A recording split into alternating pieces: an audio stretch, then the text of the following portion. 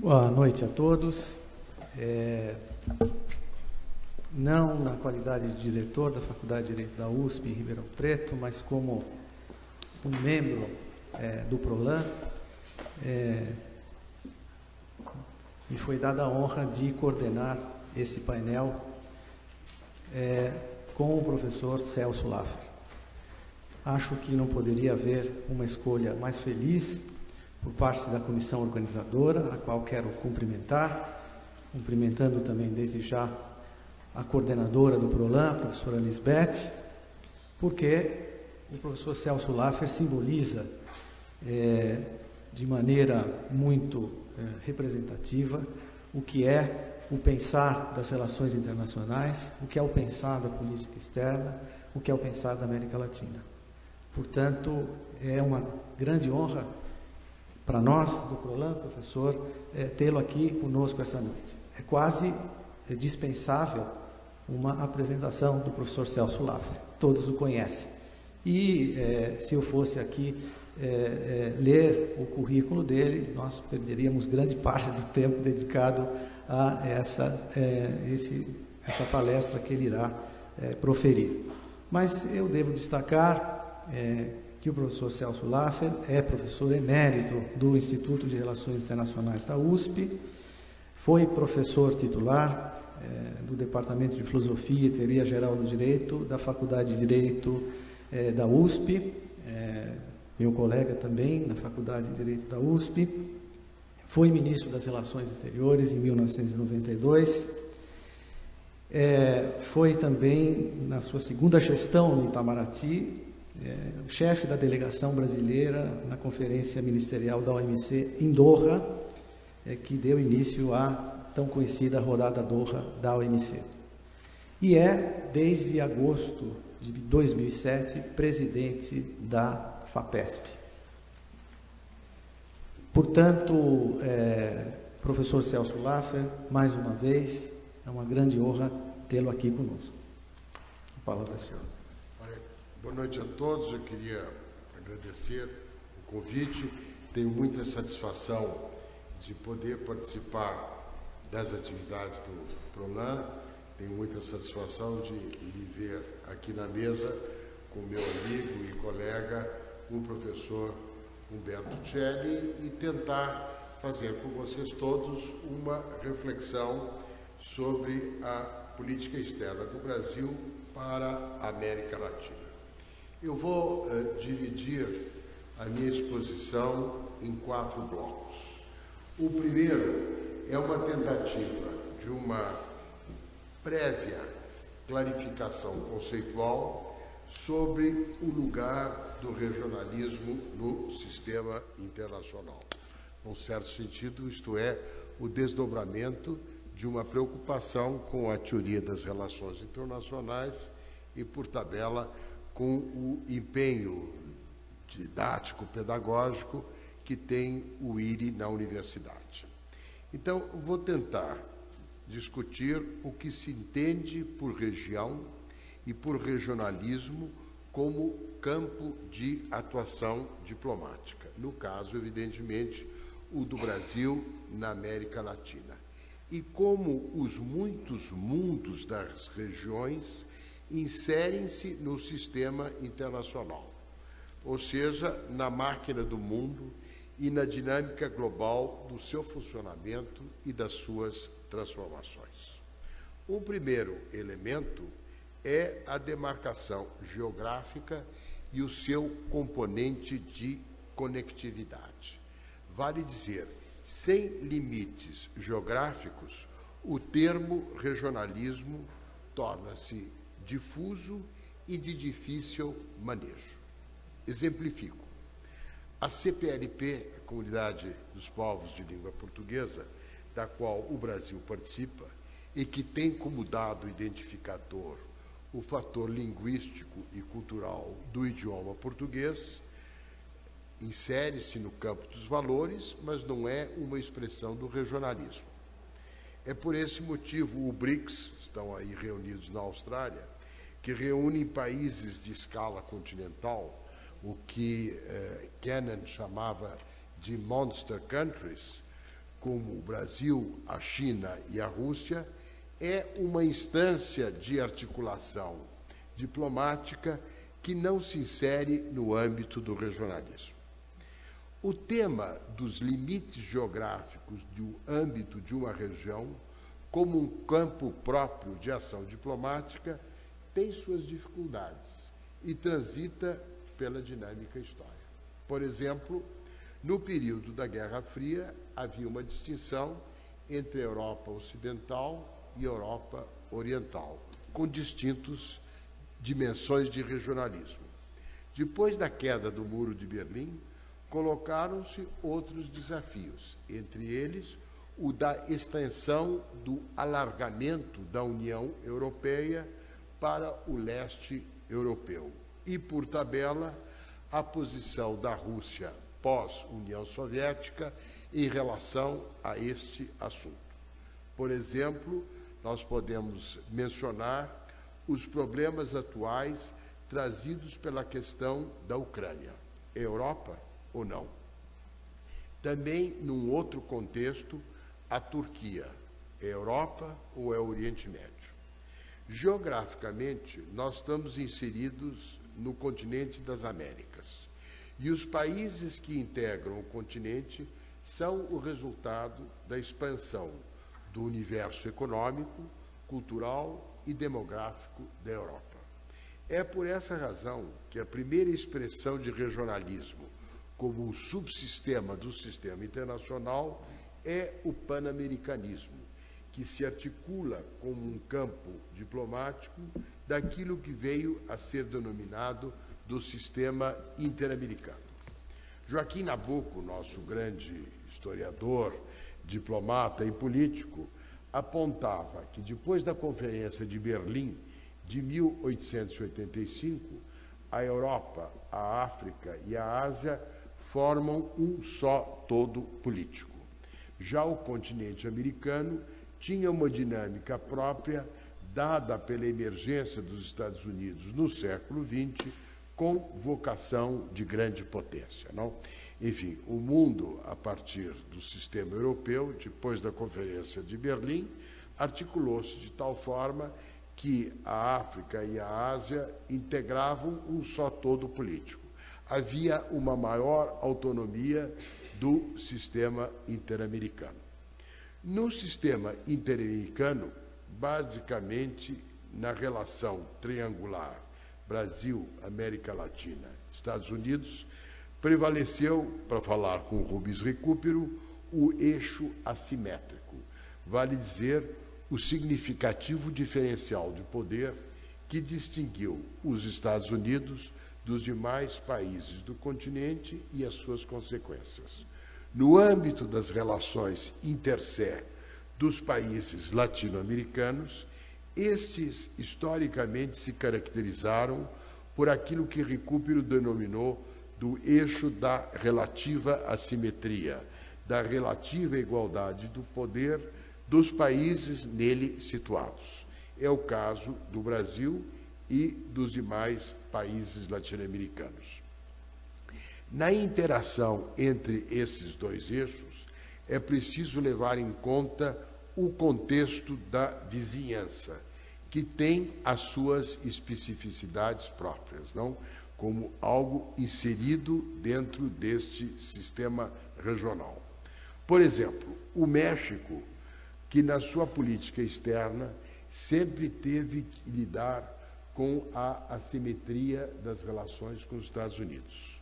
Muito distinto, pelas suas peculiaridades, o contexto da vizinhança do Brasil, que é um dado fundamental das forças profundas que moldam a política exterior do Brasil, situado no eixo da relativa assimetria. O Brasil está inserido na América do Sul, tem 10 vizinhos que se tocam de perto ao largo de uma linha fronteiriça de quase 17 mil quilômetros. Por essa razão, o primeiro dado geográfico para nós, da região como campo diplomático, desde a independência, é a América do Sul e não a América Latina.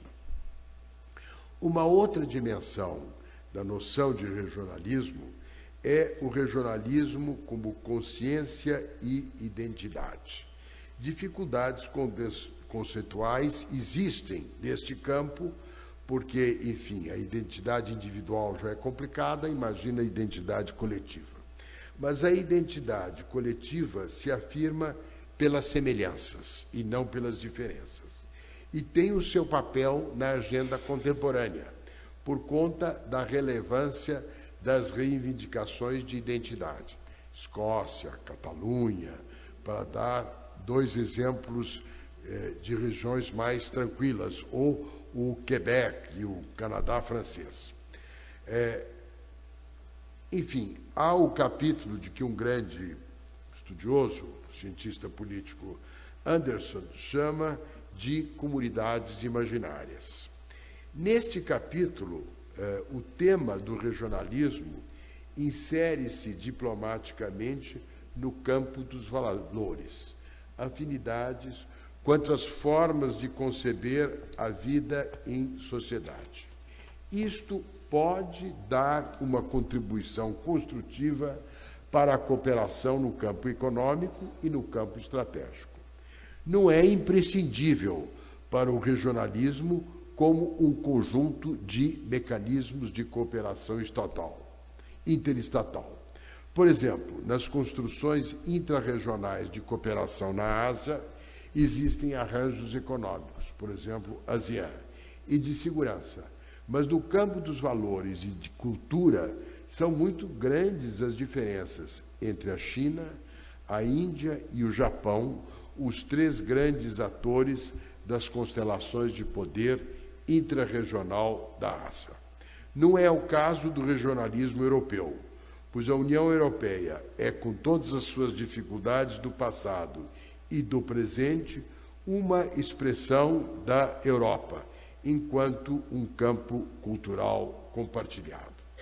Daí, como desdobramento desta questão, a pergunta: as Américas têm uma história em comum? É uma questão pertinente para o tema do regionalismo como consciência e identidade, e que se coloca também no campo dos valores. As Américas são, como já mencionei, uma expansão das múltiplas dimensões do universo europeu, inclusive as suas aspirações utópicas. Eu lembro o grande livro do Sérgio Buarque de Holanda, Visão do Paraíso. Esses países tornaram-se estados independentes no século XVIII e XIX, politicamente desvinculados da Europa na primeira leva do processo de descolonização. Não? As Américas são o fruto do primeiro processo de descolonização e de desvinculação do universo europeu. Como observa Otávio Paz, cujo centenário estamos este ano celebrando, a literatura norte-americana, a hispano-americana e a brasileira têm em comum a grande nota de serem literaturas de fundação. Nascem da expansão do universo cultural, linguístico, demográfico e utópico da Europa, e a ela se contrapõem, para, na lida concreta com a realidade das Américas, inclusive a sua geografia, engendrar uma tradição própria, distinta das suas matrizes europeias. É o sentido também, para dar um exemplo, do grande livro do professor Antônio Cândido, Formação da Literatura Brasileira. A literatura hispano-americana forma um sistema, não? Na reflexão do professor Antônio Cândido, é fruto de uma interação entre autores, obras e público. E este sistema vai além e não depende das fronteiras políticas dos Estados americanos de língua espanhola. Portanto, do ponto de vista cultural, este é um sistema que é transfronteiras e que se dá no campo de uma literatura que é fruto desta interação. Não é o caso da literatura brasileira, que, por ser escrita em português, diz respeito a um universo linguístico irredutível ao espanhol e, por isso, não integra este sistema. Existem, no entanto, como lembra Otávio Paz, relações muito especiais entre literaturas fronteiriças, como é a brasileira e a hispano-americana, por conta das proximidades do espanhol e do português, que por isso mesmo tem uma proximidade que não caracteriza a literatura norte-americana e o universo linguístico que a identifica, que é o inglês. O conceito de Western Hemisphere, o novo mundo, o pan-americanismo, tem dimensão cultural e política inerente ao tema das literaturas de fundação no campo dos valores, sobretudo na sua formatação inicial. Daí, no plano interestatal, a Organização dos Estados Americanos, que é de 48, que se originou da União Internacional das Repúblicas Americanas, criada em 1890 por iniciativa dos Estados Unidos, para dar ao assim chamado Novo Mundo voz autorizada diante de uma Europa colonialista e reincidente. Não custa lembrar que, nesse período, as 3 Guianas estavam presentes no continente sul-americano e a presença territorial, portanto, dos europeus se fazia na nossa região. Se faz até hoje, porque a Guiana Francesa é uma extensão, enfim, da França metropolitana. E, para lembrar um fato histórico, houve, em 1895, a ocupação da ilha de Trindade pelos ingleses, que argumentaram que ela era uma terra de ninguém, res derelicta. Em 1896, por mediação de Portugal, os ingleses se retiraram e houve um reconhecimento da soberania brasileira. Evitou-se, assim, algo que depois aconteceu no continente sul-americano, com a Argentina, com a questão das Ilhas Malvinas. Neste plano interestatal, surgiu o BID, o Banco Interamericano de Desenvolvimento, no final da década de 50, fruto da Operação Pan-Americana, ou seja, reivindicações latino-americanas em prol do desenvolvimento articulado no âmbito do sistema interamericano. Vale dizer, uma expressão do regionalismo inspirado no modelo abrangente do Banco Mundial. Também nós podemos entender o regionalismo como um polo de articulação política, à luz, no caso, da assimetria do sistema interamericano. E o regionalismo pode também ser, no nosso caso, visto como uma tomada de consciência latino-americana dos méritos e do potencial da conjugação de forças e vontades. No plano cultural, isso se dá pela diferenciação do mundo latino-americano do mundo anglo-saxão. Por exemplo, o Arial, do uruguaio Rodó, que é de 1900, não? Que, enfim, argumenta a supremacia da espiritualidade estética dos latino-americanos e o tosco utilitarismo anglo-saxão. Um poeta que foi valorizado pelos irmãos Campos, que é Sousa Andrade, que viveu nos Estados Unidos, no grande poema dele, Guesa, tem um texto específico muito relevante que se chama O Inferno de Wall Street. Tem a sua aplicação até hoje. Há um livro importante do Eduardo Prado, chamado A Ilusão Americana, de 1893, que é uma avaliação crítica do papel dos Estados Unidos e uma contestação à aproximação com os Estados Unidos. Há um livro importante de Oliveira Lima, Pan-Americanismo, que faz uma análise diferencial das Américas e a crítica da política do Big Stick, do Theodore Roosevelt, na região, sobretudo no Caribe. E há este tema que permeia também a discussão sobre a construção dos países, a dicotomia herança ibérica, herança anglo-saxão e o seu impacto no desenvolvimento dos países. Há um livro que foi famoso na sua época, do Viana Mug, chamado Bandeirantes e Pioneiros, não? Que separou uns dos outros e qual o impacto disso na vida dos países. Qual é a diferença entre a noção de fronteira nos Estados Unidos e de fronteira na vida brasileira. Há um livro de grande e arguta presença, que é o livro do Richard Morse, O Espelho de Próspero, que é um livro de 1988. Morse é um grande estudioso norte-americano, já falecido, escreveu um livro muito interessante sobre a formação do Estado de São Paulo, apreciava e conhecia o Brasil, e neste livro ele, enfim, realça os méritos, enfim, daquilo que é a cultura latino-americana e brasileira, e é crítico da herança protestante norte-americana. Há um livro interessante, recente, de dois professores de Cornell, Peter Katzenstein e Robert Keohane, que se intitula Anti-Americanisms in World Politics.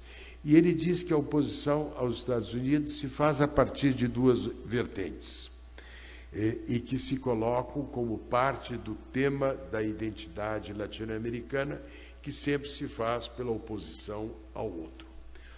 A crítica aos Estados Unidos como o outro, e o outro que se tornou, no século XX, uma grande potência. E neste jogo há a oposição aos Estados Unidos por aquilo que são e a oposição aos Estados Unidos por aquilo que fizeram ou fazem, não?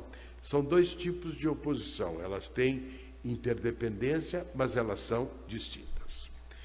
Daí os desdobramentos que eu também gostaria de mencionar nesse primeiro bloco da minha exposição. A América Latina, como uma dimensão da ideia de América, como termo, como expressão, surgiu inicialmente entre os americanos de língua espanhola, sobretudo do colombiano José Maria Torres Caicedo, que tratou muito disto na metade do século XIX. E foi depois aproveitado pelos franceses para justificar a intervenção de Napoleão III e a criação de um império no México. Como operatividade, surgiu da dicotomia América anglo-saxã e América Latina, ou seja, americanismo e latino-americanismo. Daí, enfim, o que Martí, não, poeta, falou sobre Nuestra América, não? Então, Nuestra América é fruto desta visão e que está ligado ao componente de assimetria dos países da região com os Estados Unidos.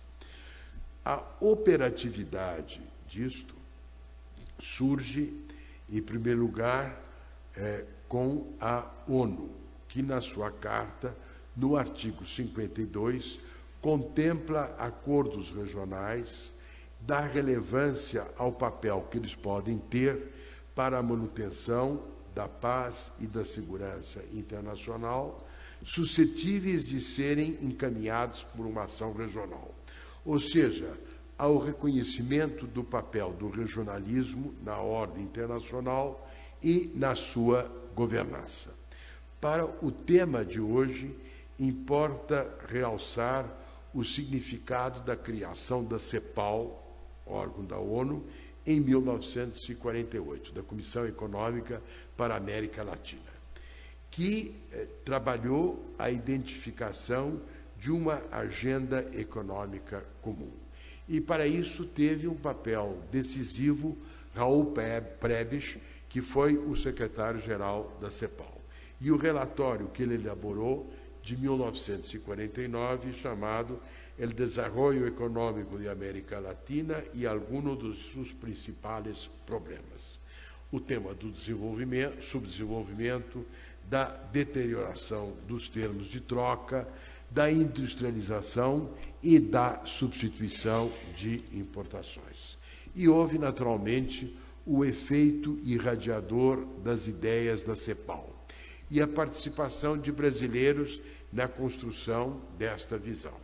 Entre eles, em primeiro lugar, Celso Furtado e também Fernando Henrique Cardoso, que participou das atividades da CEPAL no seu exílio chileno. A CEPAL teve um papel no tema da integração. A criação da LAUC, em 1960, da qual o Brasil participou ativamente, no governo do presidente Juscelino Kubitschek, tendo Horácio Laffer como seu chanceler, buscou trabalhar a integração como caminho para o desenvolvimento, o tema da escala, por meio de uma zona de livre comércio entre os países latino-americanos.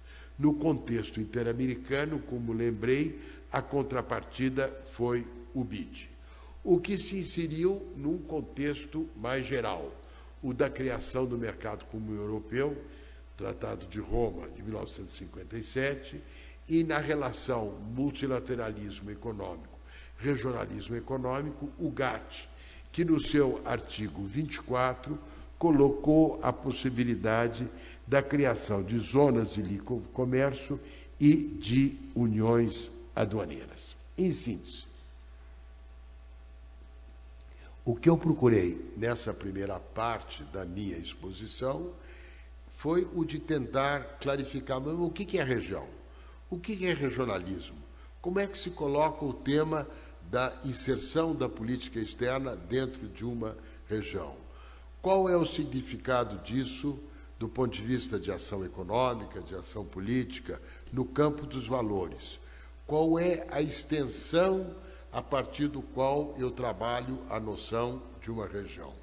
Como é que isto é um dado de natureza geográfica e como este dado de natureza geográfica se vê trabalhado pelas alterações históricas, não?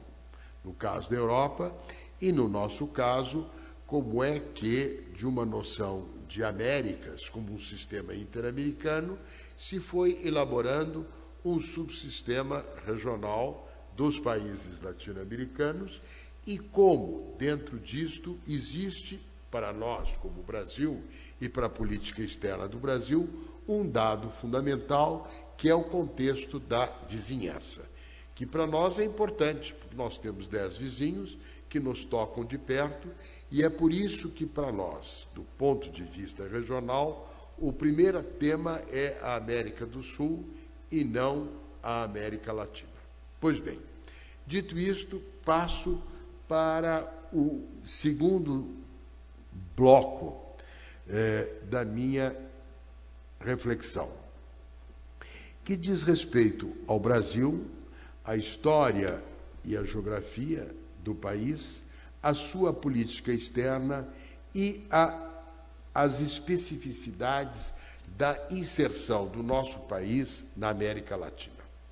No século XIX, há uma singularidade do Brasil na região, que se deve aos modos da sua independência que o diferenciaram dos demais países da América do Sul. O império em meio a repúblicas, uma grande massa territorial com população de língua portuguesa que permaneceu unida no mundo hispânico que se fragmentou, tendo no hemisfério norte os Estados Unidos, expandindo-se territorialmente às custas do México.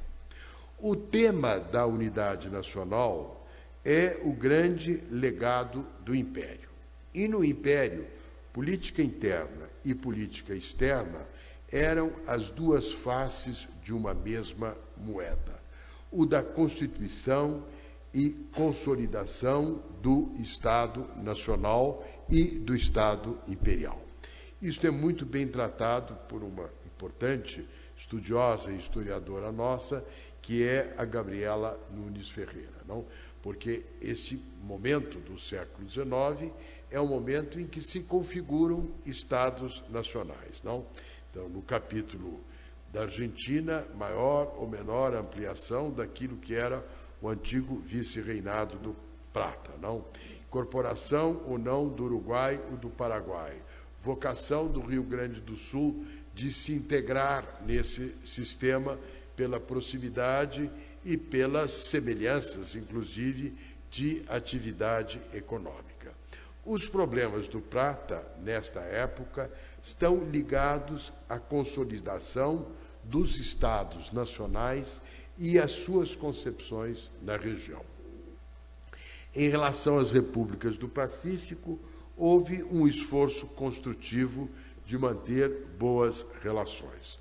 E, do ponto de vista da utilização de espaços comuns, uma diferença entre a posição brasileira no Rio da Prata, que é a tese brasileira da abertura do curso de água, inclusive porque era um meio de comunicação na época com o Mato Grosso, que não se podia fazer por terra, e uma certa visão de fechamento para as repúblicas ribeirinhas, no caso do Amazonas. Não, as teses brasileiras nesse período não são necessariamente consistentes. Abertura num caso, um certo fechamento no outro, facilitado pela distância dos países amazônicos, nossos vizinhos, separados pelos Andes, do acesso a esta região. Portanto, neste período, século XIX, ser brasileiro era ser não hispânico. A presença dos Estados Unidos no século XIX na história brasileira foi relativamente pequena e não foi conflitiva. A viagem, estamos falando de diplomacia presidencial, a viagem de Dom Pedro II aos Estados Unidos em 1876, no centenário da independência, foi uma viagem muito bem sucedida. Boa ressonância diplomática do Brasil no mundo norte-americano, que viu Dom Pedro II como um imperador republicano e democrático interessado na cultura e na ciência, não? Então, se uma das vantagens da diplomacia presidencial, no caso imperial, é transmitir o que um país representa, Dom Pedro II fez isso muito bem nesta longa viagem para os Estados Unidos em 1876. Isso, por exemplo, além de ser muito bem tratado nas grandes biografias de Dom Pedro II, é muito bem tratado no livro do Zé Murilo de Carvalho, grande historiador e cientista político, Dom Pedro II. O Manifesto Republicano é o que começa a mudar esta história. O Manifesto Republicano diz: somos da América e queremos ser americanos. O advento da República trouxe, como diz um grande historiador diplomático brasileiro, Clodoaldo Bueno, a americanização das relações exteriores do Brasil. Tinha como um dos seus objetivos desfazer a percepção de que o Brasil era o diferente, em função das suas instituições monárquicas. Os republicanos queriam a ruptura com o passado português e viam no regime republicano um caminho da modernidade. Euclides da Cunha, por exemplo, refletindo sobre isso, diz: a República tirou-nos do remanso isolador do Império para a perigosa solidariedade sul-americana. Porém, reconhecendo a importância da fraternidade republicana no campo dos valores, observava que era a garantia suprema, talvez única, de toda a raça latina diante da concorrência formidável de outros povos. É nesse sentido que surge com a República a percepção de que ser brasileiro era também ser latino-americano. Para isso, contribuiu na dialética diplomática com a asserção no continente do domínio manifesto dos Estados Unidos, Manifest Destiny, a visão de diplomatas de peso e intelectuais como Oliveira Lima, que eu já mencionei, e igualmente José Veríssimo e Manuel Bonfim, que tínhamos algo em comum com Nuestra América. Joaquim Nabuco, a quem volto a citar, tem um grande livro chamado Balmaceda, que é um livro de 1895, que ele trata, enfim, de um golpe de Estado no Chile e dos problemas da governança. Aliás, é um dos primeiros livros que trata dos desafios da governança. E uma das razões pelas quais ele trata disto, em parte por conta da polêmica dele com o período de Floriano Peixoto no Brasil, é que, com a República, cito, começamos a fazer parte de um sistema político mais vasto. E, continuava ele, o observador brasileiro, para ter a exata direção que levava esse sistema político mais vasto, é obrigado a entender a marcha do continente, a auscultar o murmúrio da pulsação continental. Zé Veríssimo, que fez uma avaliação na época sobre Balmaceda, diz que o mérito do livro foi o de inserir na agenda brasileira a questão da América Latina. O que isso significou para a política externa brasileira? Começando com a grande obra de Rio Branco. Rio Branco completou na República a obra do Império. O Império, dando sequência à obra da colônia, ou seja, a ocupação do território pelos bandeirantes e a dos diplomatas Alexandre de Gusmão, que era um santista que trabalhou na corte portuguesa e que é o principal responsável pelo Tratado de Madrid de 1750, que basicamente delimitou o que é o espaço geográfico brasileiro. O Império, digo eu, dando continuidade a isto, construiu a unidade nacional. E Rio Branco a assegurou no plano externo por meio da conclusiva definição das fronteiras do país. Ao fazer isto, ele resolveu o primeiro item da agenda de qualquer Estado independente, que é o de poder demarcar, com reconhecimento internacional, aquilo que é o interno de um país e o que é externo ao mundo.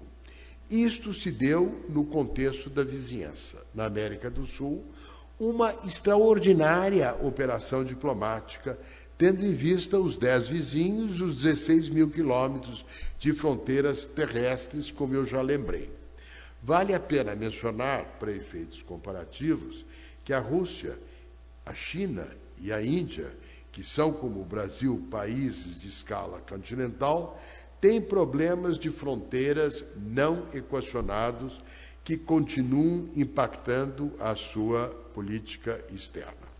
China, no Mar da China, o problema das ilhas, a Índia com o Paquistão, a Rússia com a questão da Ucrânia, para lembrar as coisas mais visíveis.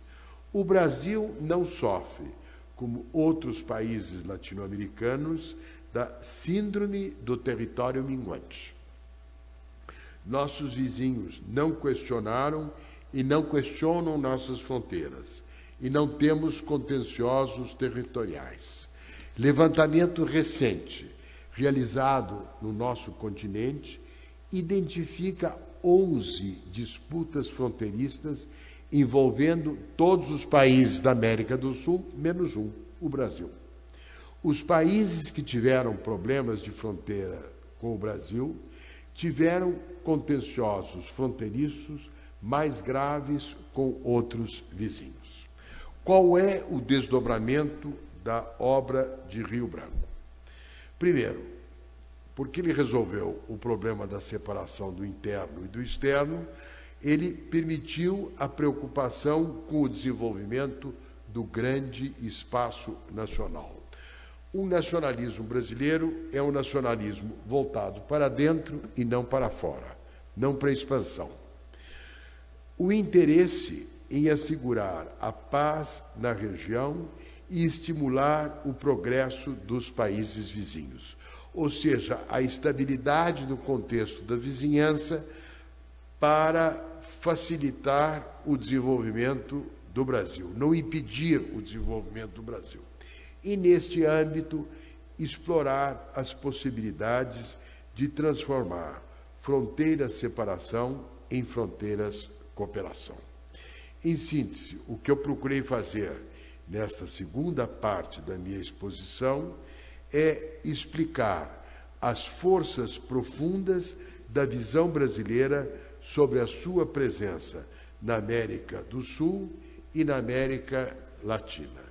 A singularidade inicial, o ser brasileiro era ser não hispânico, a república, a americanização das relações de política externa do Brasil, os temas da identidade, maior proximidade com Nuestra América, os desafios disto, a grande obra do Barão de Rio Branco, que consolidou as fronteiras do país, permitiu, portanto, que o Brasil se voltasse para dentro, para o desenvolvimento do grande espaço nacional, que procurasse a cooperação com os vizinhos para ter um contexto de vizinhança estável para assegurar o desenvolvimento nacional, o tema das fronteiras cooperação e, nesse sentido, o dado da presença do Brasil na América do Sul e na América Latina.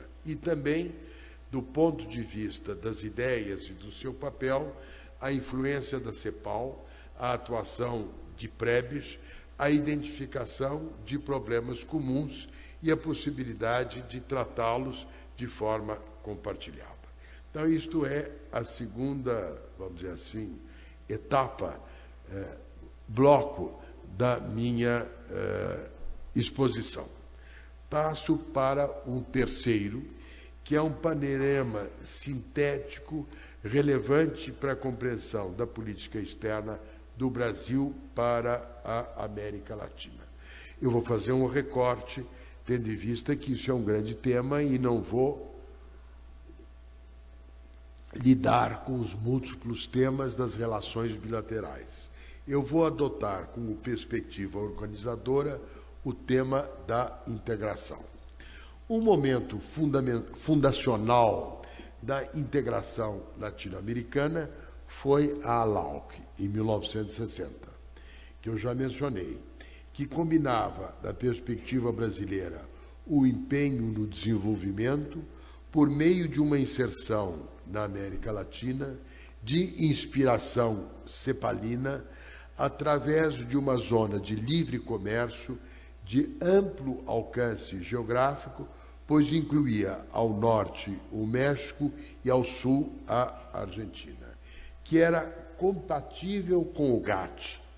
Inspirou-se no que estava ocorrendo na Europa com o Tratado de Roma, como mencionei, e devo dizer que as ambições da ALAUC esbarraram em realidades de difícil superação.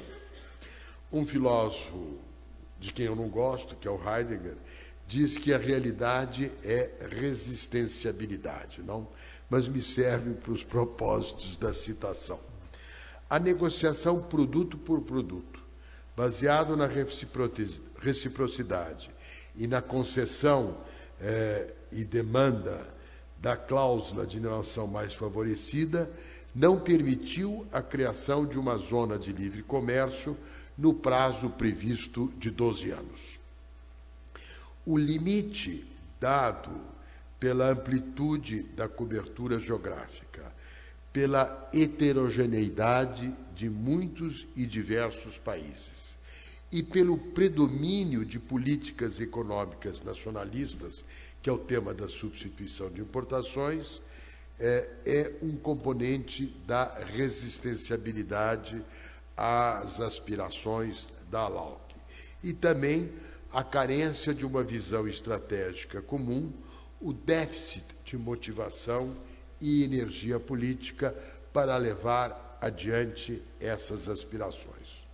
Do reconhecimento dessas dificuldades, surgiu a transformação da ALAUC na ALAD, muito mais explicitamente flexível nas suas normas.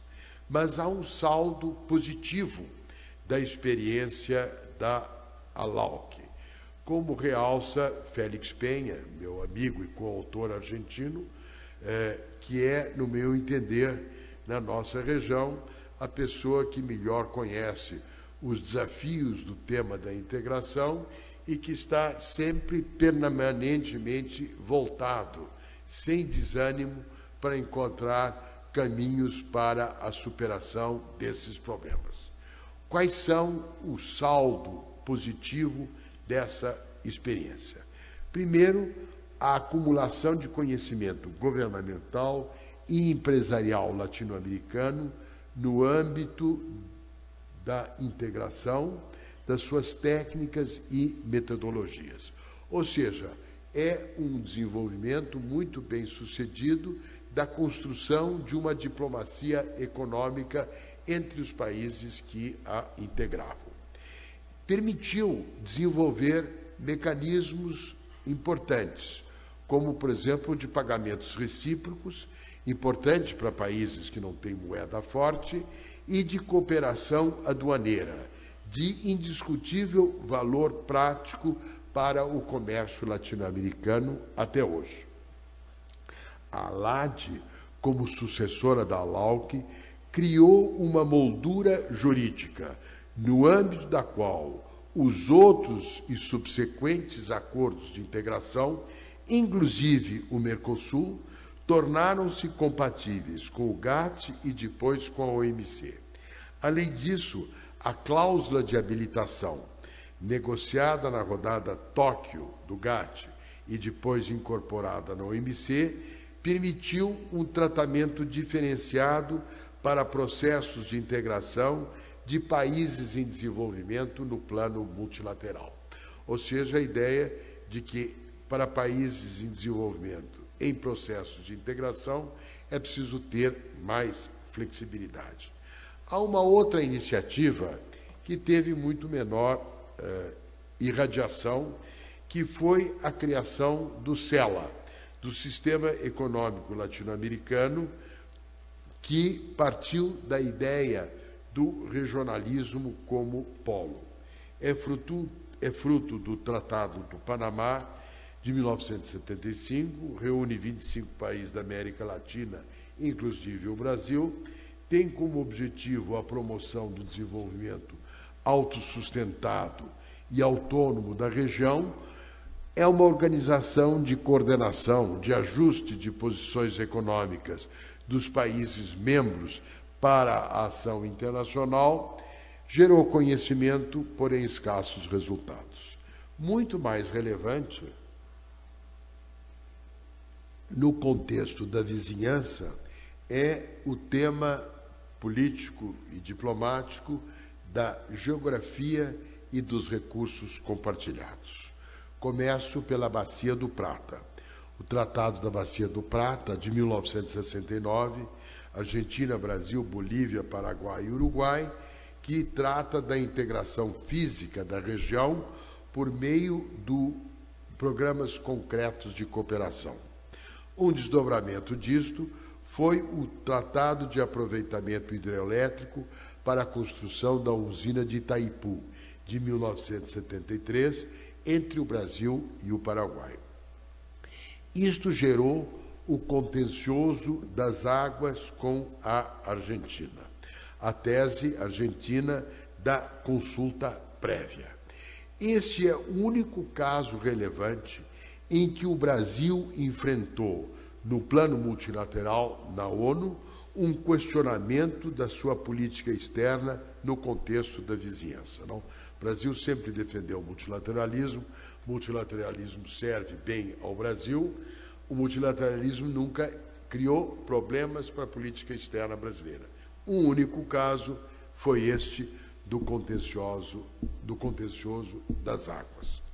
Isto se resolveu em 1979 com o acordo tripartite Argentina, Brasil e Uruguai sobre a coordenação técnica corporativa para o aproveitamento hidrelétrico de Itaipu e Corpus.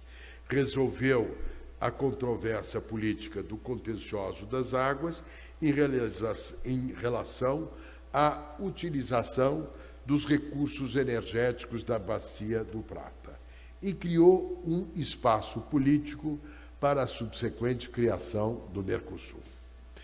O outro é o tema da Bacia Amazônica. O Tratado de Cooperação Amazônica de 1978, iniciativa brasileira, unindo Bolívia, Brasil, Colômbia, Equador, Guiana, Peru, Surinã e Venezuela. Não? Tema muito bem tratado pelo embaixador Recupero, que foi um dos negociadores deste tratado. Qual é a natureza desse tratado? A característica transnacional da Bacia Amazônica, a competência exclusiva dos países da região, soberania na utilização e preservação dos recursos naturais, cooperação regional para a realização dos objetivos de desenvolvimento, equilíbrio e harmonia entre desenvolvimento e proteção ecológica, visionária antecipação da preocupação com o meio ambiente e o desenvolvimento sustentável, afirmação da vocação regional da Amazônia no contexto da vizinhança e contenção que trouxe das propostas de internacionalização da Amazônia, tema recorrente dos países que integram a bacia. Houve um protocolo de emenda de 1998 para a criação de uma secretaria permanente com sede em Brasília, que entrou em vigor em dezembro de 2002, criando assim a OTCA, a Organização do Tratado de Cooperação da Amazônia. Aprofundamento, institucionalização, que tem um significado ambiental, econômico e político de uma visão voltada para conferir um novo patamar à Organização do Espaço Sul-Americano, no qual eu me empenhei como ministro das Relações Exteriores. Então, para já fazer a primeira crítica aos governos Lula e Dilma, eu creio que houve uma não percepção da relevância deste espaço de articulação e o seu não aproveitamento. Com isto, chego ao fim deste terceiro bloco, que eu procurei fazer um recorte, tomando, naturalmente, como ponto de partida o tema da integração, o seu momento fundacional, que é a ALAUC, as dificuldades da ALAUC, o acervo das experiências da ALAUC, sua importância para nós todos na criação de uma diplomacia econômica, nos instrumentos que criou, por exemplo, o sistema de pagamentos recíprocos e a cooperação aduaneira, e uma moldura jurídica dentro da qual todos os acordos de integração na América do Sul subsequentes estão inseridos, que permite compatibilizar isto com o multilateralismo do GATT. E, tomando o tema da integração física, o que se fez em matéria da Bacia do Prata e o que se fez em matéria de Bacia Amazônica. Então, vou para o quarto e penúltimo tópico da minha exposição. A Constituição de 88, com a redemocratização, trouxe um artigo específico, que é o artigo 4º, dos princípios que regem as relações internacionais do Brasil. Positivou valores, criou um marco normativo da condução da política externa, uma vis diretiva, um sentido de direção. O parágrafo único do artigo 4º diz o seguinte: a República Federativa do Brasil buscará a integração econômica, política, social e cultural dos povos da América Latina, visando a formação de uma comunidade latino-americana de nações. Trata-se, assim, do reconhecimento do papel da América Latina para a política externa do Brasil, que é uma evolução no tempo do Manifesto Republicano, levando em conta as especificidades da região. Naturalmente, eu não vou entrar nessa matéria, mas os professores de Direito sabem que os princípios não são regras, eles ensejam uma tomada de posição, precisam ser calibrados à luz das possibilidades concretas e das experiências anteriores do nosso país. Então, aí o primeiro dado é o Mercosul, o Tratado de Assunção de 1991, que partiu da experiência do que não se deveria ter feito, ou que não se deveria fazer, à luz daquilo que ocorreu na ALAD.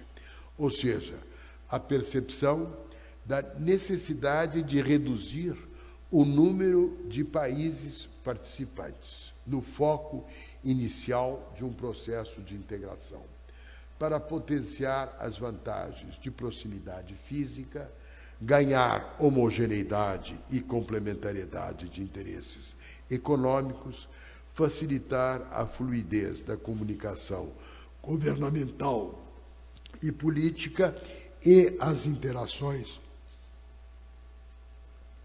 do setor privado. Isso também se deu com a redemocratização e a aproximação entre a Argentina e o Brasil, mais aprofundada, iniciada nas presidências Alfonsín e Sarney. O Mercosul tornou-se o grande projeto diplomático do Brasil para a região na pós-redemocratização. E aí eu faria a seguinte consideração. O campo das relações internacionais, para feitos analíticos, pode ser desdobrado em três. O estratégico, da situação limite paz e guerra, que permeia a vida internacional. O econômico, que diz respeito ao que um país representa para o outro como mercado no sentido amplo, comércio, investimentos, etc. E o dos valores, vale dizer o das afinidades e discrepâncias das formas de conceber a vida em sociedade. O significado do Mercosul foi o de ter promovido a convergência dos três campos, pois superiormente traduziu necessidades internas em novas possibilidades externas para os seus integrantes. Com efeito, o Mercosul tornou-se relevante no campo estratégico, regional e global, porque contribuiu para a paz na região e no mundo. Trouxe o término da corrida armamentista nuclear, um dos frutos da ação iniciada por Sarney e Alfonsín. Dela é um marco a Declaração sobre Política Nuclear, assinada em Foz do Iguaçu entre o Brasil e a Argentina, em 1990, na presidência Collor, que criou o Sistema Compartilhado de Contabilidade e Controle de Materiais Nucleares e seus desdobramentos, a ABAC. No campo econômico, porque levou em conta que na década de 90 o mundo simultaneamente se regionalizava e se globalizava. Daí as vantagens de uma cooperação regional aprofundada, fruta da ação conjunta dos membros do Mercosul, baseada em normas, lastreada na conectividade econômica da vizinhança, voltada para acelerar o desenvolvimento com justiça social e lograr a competitividade para a adequada inserção internacional dos seus integrantes. E no campo dos valores, porque a partir das suas origens, o Mercosul teve como horizonte político, em função da penosa experiência dos regimes autoritários na região, a importância da consolidação democrática e da tutela dos direitos humanos.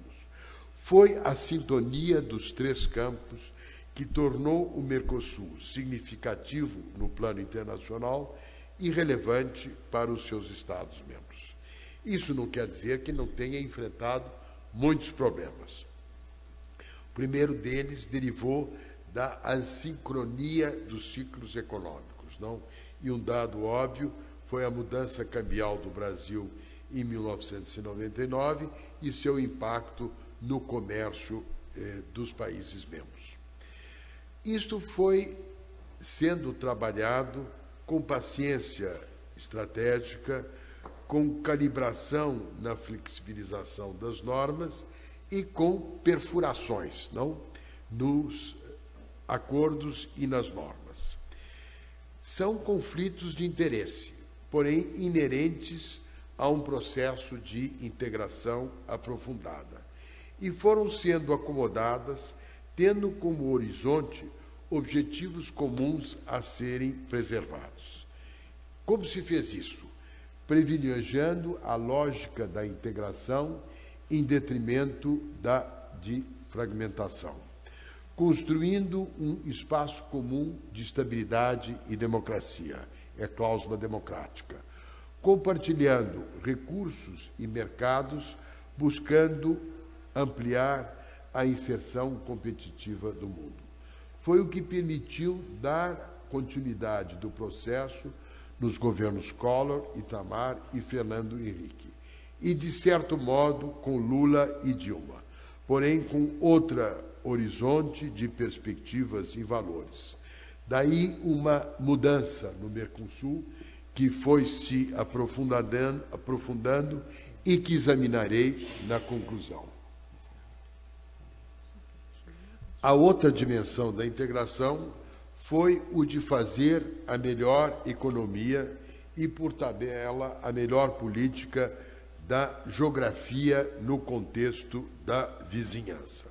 A operatividade do conceito da América do Sul numa integração física com maior abrangência. Daí a primeira reunião de presidentes da América do Sul, iniciativa do presidente Fernando Henrique em Brasília, voltada para a integração física, 12 eixos de integração e desenvolvimento. Daí o IRSA, a iniciativa de integração da infraestrutura regional sul-americano e projetos nas áreas de energia, transportes e telecomunicações. A segunda reunião realizou-se em Guayaquil, Colômbia, em 2002, que tratou de fórmulas para aprofundar este financiamento. Então, o que eu procurei, em síntese, tratar neste bloco? O Mercosul, o seu significado, a sua identidade, por que teve uma relevância interna e internacional pela convergência dos três campos, as dificuldades que enfrentou, inerentes a um processo de integração, mas conflitos de interesse que foram sendo equacionados, tendo como horizonte privilegiar a lógica da integração em detrimento da lógica da fragmentação. E o tema ampliado da integração física, que eu mencionei na parte anterior, ao falar da Bacia do Prata e da Bacia Amazônica, com a ideia da América do Sul como uma unidade geográfica a ser aproveitada em termos de integração física.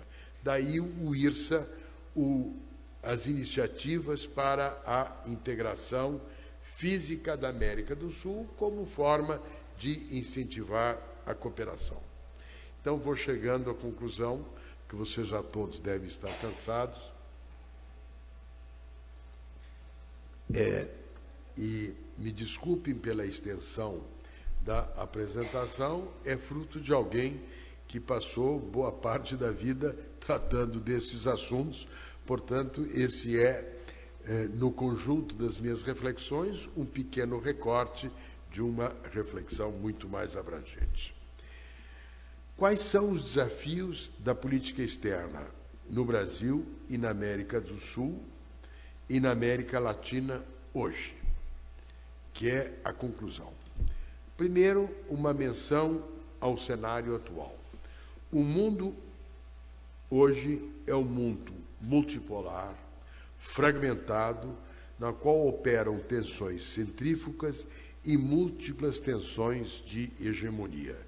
E as tensões, como vocês sabem, em contraste com as controvérsias que são específicas, são difusas e tocam os problemas de alto poder na vida internacional. Há uma erosão das tendências kantianas pós-queda do Muro de Berlim, ou seja, um mundo mais cosmopolita, com os ataques terroristas dos Estados Unidos de 11 de setembro de 2001. Ou seja, estamos num mundo mais heterogêneo e mais robesiano. Na região, a primeira consideração é o declínio relativo da Argentina nos últimos tempos. Situação distinta daquela que prevalecia quando o Mercosul foi concebido e criado. Portanto, menor capacidade de ação conjunta argentino-brasileira de ir calibrando equilíbrio na região. Por outro lado, o Brasil é hoje, muito mais do que antes, um ator global com um patamar no mundo distinto de outros países da região.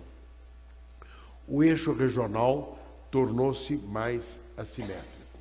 São maiores as expectativas dos vizinhos em relação ao papel do Brasil na sustentabilidade da cooperação. E, no momento atual, no governo Dilma, é menor a capacidade brasileira para responder a estas expectativas. Não temos o locus standi correspondente ao da Alemanha na União Europeia. Em outras palavras, também esta relação mais assimétrica torna a relação nossa com os nossos vizinhos mais difícil e permeada também por problemas em relação a um outro que se tornou mais protagônico no plano internacional. Na região, a segunda consideração é a seguinte: a fragmentação alcança a nossa região, que se tornou mais heterogênea nas suas visões da economia, da política e dos processos de integração. Nas instâncias de concertação política e nos processos de integração, não ocorrem apenas os naturais conflitos de interesse, mas múltiplos conflitos de concepção. Ou seja, no campo dos valores, diminuem as visões compartilhadas do significado da democracia, dos direitos humanos e do papel do mercado. Ou seja, reduziram-se a prévia convergência maior que existia quanto à concepção do papel do mercado, da democracia e dos direitos humanos. Exemplifico. Os países que integram a Aliança do Pacífico, Chile, Peru, Colômbia e México, têm tendências economicamente mais liberalizantes, estão com uma melhor, ou estão em melhor sintonia, ou estão mais à vontade com os processos de globalização. Países de orientação estatizante, nacionalista, de credenciais democráticas mais discutíveis. Venezuela, Equador, Bolívia, os assim chamados bolivarianos, que tem um espaço de permissibilidade, não, que é um termo do Hélio Jaguaribe, aberto pelo fim da Guerra Fria. Não? A Venezuela de Chávez pode atuar como vem atuando por conta do fim da Guerra Fria. E cabe dizer também que a vida política e a experiência de Chaves não está ligado às experiências de redemocratização do Cone Sul. E a ideia da ALBA, não da Alternativa Bolivariana para as Américas, é uma proposta de integração de natureza política. É o regionalismo como polo. Ou tem como horizonte uma contestação aos Estados Unidos pelo que eles são, como país centro do capitalismo, e pelo que fazem, como poder imperial. Por isso que eu digo, e já afirmei isto infinitamente, que a incorporação da Venezuela ao Mercosul, além do tema da ilegalidade, porque se realizou fruto de uma discutível suspensão do Paraguai, insere no Mercosul um conflito de concepção, além dos seus múltiplos conflitos de interesse. Diminui a credibilidade e a confiança que era fruto da identidade prévia do Mercosul e que era fruto da convergência nos campos estratégico, econômico e dos valores. Qual é a consequência, ao meu ver? A alhadificação do Mercosul. Relevante como alade, mas não estratégico. É uma erosão de um renovador projeto de integração, uma das grandes metas da diplomacia brasileira pós-redemocratização para a região. A morte de Chaves, as dificuldades da sua cessão, as novas realidades do papel do petróleo na geopolítica energética mundial. O preço do petróleo e o preço de outras energias alternativas diminui o locus standi da Venezuela e o seu papel como grande motor bolivariano. A Argentina está, como se diz na Argentina, venido a menos, como mencionei, e com seus problemas internos e suas dificuldades externas, imobiliza o Mercosul em matéria de ação externa comercial. E, no plano interno, contribui para esta aladificação, além da maior sintonia dos Kirchners e também, num certo momento, dependência em relação a Chaves. Ora, qual é a conclusão? O Brasil não se ajusta a nenhuma dessas realidades. Não é liberalizante ao modo da Aliança Pacífica, não é bolivariano como os da ALBA, não está fragilizado como a Argentina. Em síntese, estamos em novos moldes e numa nova realidade, reeditando a singularidade do país na região. Esta singularidade não está nos favorecendo no campo econômico-comercial. Os acordos comerciais inter-sé de países da América Latina estão minando nossas preferências comerciais na região e comprometendo nossas exportações de manufaturados para a região que enfrentam a concorrência da China.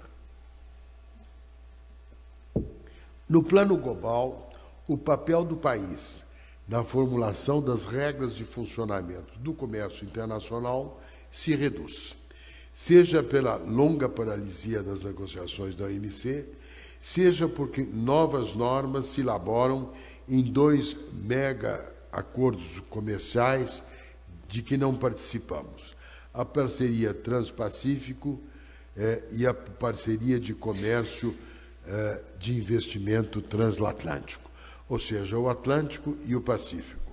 Corremos o risco de ser rule takers, não aqueles que aceitam as regras, em não rule makers, não elaboradores de normas, papel que na nossa singularidade buscamos tradicionalmente exercer.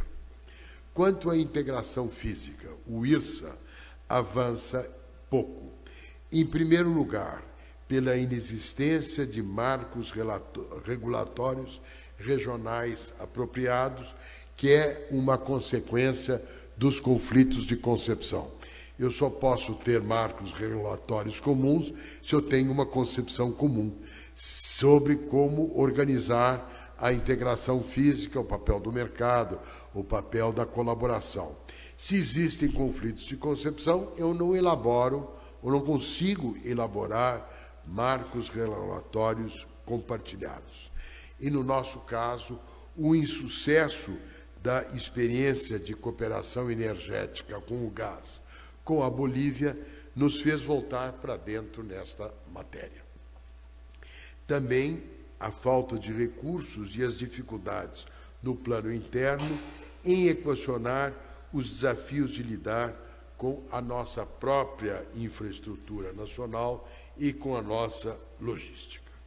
Concluo, depois de ter feito esta avaliação do cenário global, da sua similitude com o cenário regional, das tensões no plano internacional, da sua fragmentação, como elas têm um eco na nossa região, como há uma maior heterogeneidade de posições e, portanto, conflitos de concepção que dificultam uma cooperação mais aprofundada. Então, concluo.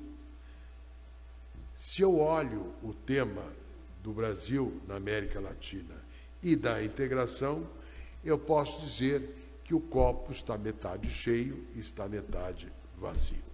Naturalmente, se eu tenho uma perspectiva positiva, eu diria que o copo está quase cheio, não? É a posição do governo, que não é a minha. A minha é uma posição de oposição e de crítica. E eu vou exemplificá-la com um grafite recente num país latino-americano. Esse grafite dizia: quando teníamos as respostas, nos cambiaram as perguntas. Não? Que é uma observação muito pertinente. As respostas resultavam de perguntas e mudaram as perguntas. Mudaram-se as perguntas relacionadas ao como melhor conduzir de forma cooperativa nossa inserção na América do Sul.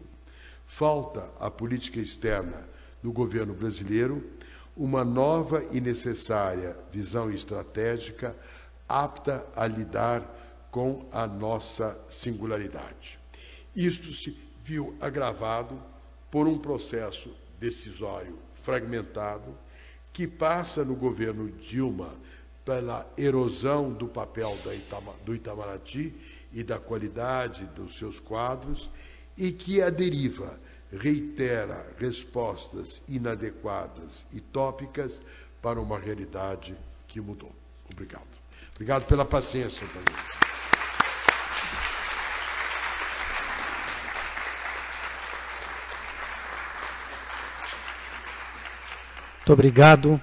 Muito obrigado, professor Celso Laffer, por sua aula magna, muito mais do que uma conferência,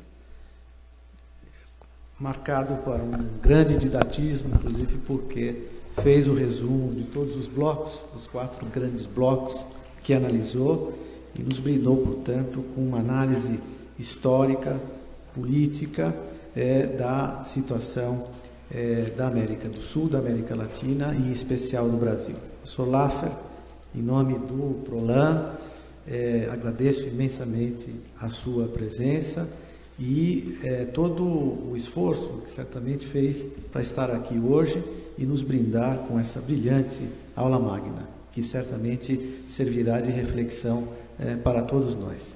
Muito obrigado, professor Laffer. Obrigado, professor Humberto. João Humberto é um velho amigo, colega, trabalhamos juntos, também tive o prazer de tê-lo como aluno e procurei, enfim, sintetizar uma experiência e uma reflexão que é longa. O Guimarães Rosa dizia que Deus é paciência e o diabo é o contrário. Eu espero que, imbuído pela essa inspiração, vocês tenham tido a experiência, o impacto da inspiração divina de ter paciência com a minha exposição. Muito obrigado.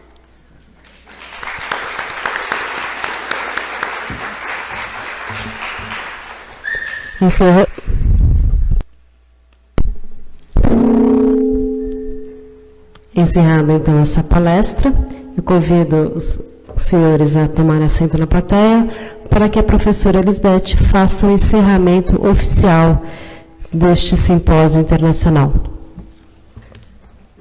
Neste instante, chamamos a professora doutora Elisbeth Rebolo Gonçalves para proceder ao encerramento deste simpósio internacional, que reuniu durante 4 dias cerca de 250 pesquisadores, comunicadores de cerca de 50 universidades brasileiras e 20 pesquisadores de 9 países latino-americanos, além dos representantes da Universidade de Coimbra e de Lisboa.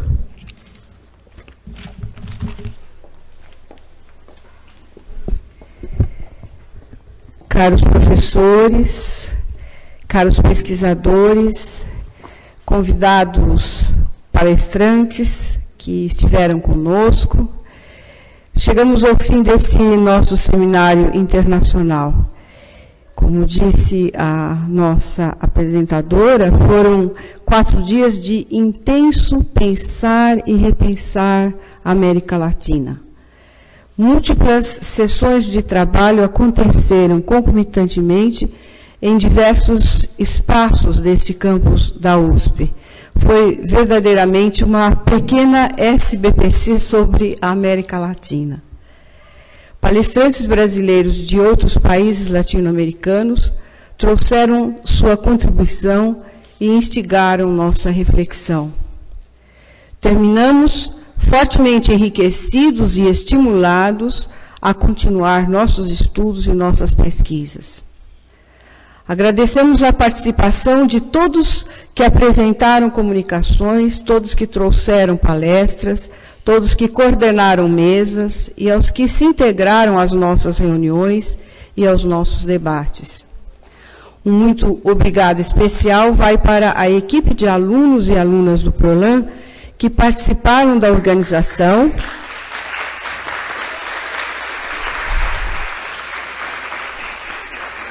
e deram importante apoio técnico ao evento, né, que foi coordenado pelas nossas colegas Dilma de Mello e Silva e Vivian Urquide, a quem também nós aqui homenageamos.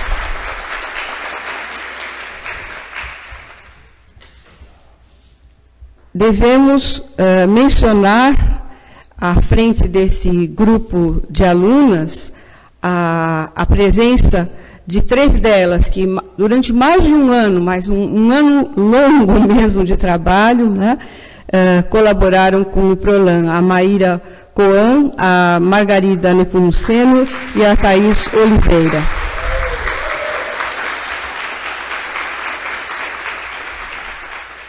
Temos que agradecer às agências financiadoras, FAPESP e CAPES, a EASH, que nos deu suporte para a tramitação burocrática no processo de organização do seminário.